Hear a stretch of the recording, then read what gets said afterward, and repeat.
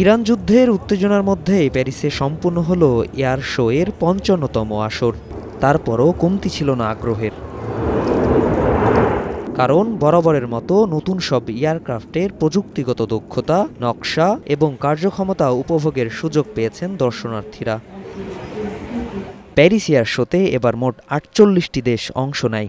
নিত্য নতুন মডেল ও পরিষেবাগুলো উপস্থাপন করে বিমান নির্মাতা ও এয়ারলাইন প্রতিষ্ঠানরা।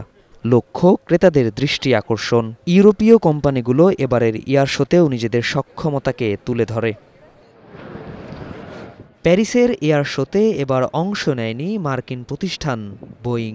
সম্প্রতি ভারতের আহমেদাবাদে বিধ্বস্ত হয় এয়ার ইন্ডিয়ার একটি উড়োজাহাজ, যেটি ছিল বোয়িং 787 ড্রিমলাইনার বিমান।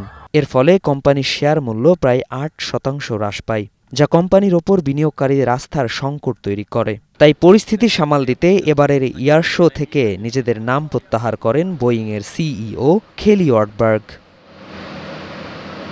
প্যারিস এয়ার শোতে সবচেয়ে বেশি নজর কেড়েছে হাইব্রিড ইলেকট্রিক বিমান। এই বিমান ৫ জন যাত্রী বহনে উপযোগী। এর ব্যাটারি এবং পেট্রোল ইঞ্জিন মিলে ১২০০ কিলোমিটার পর্যন্ত উঠতে পারে।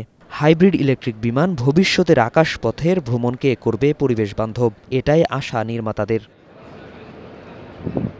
প্যারিস এয়ার শো সাধারণ জনগণের জন্য উন্মুক্ত করা হয় গত ২১ জুন থেকে।